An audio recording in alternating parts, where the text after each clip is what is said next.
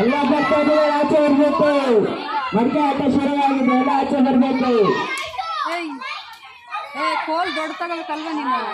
ಚಿಕ್ಕದಾಯ್ತು, ಕೋಲೇ ಇಲ್ಲ.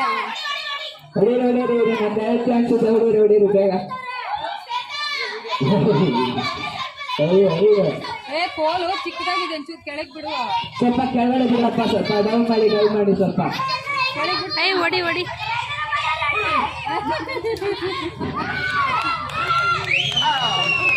ನಮ್ಗೆ 2 ನಿಮಿಷ ಇದೆ, ಬೇಗ ಹೊಡಿ.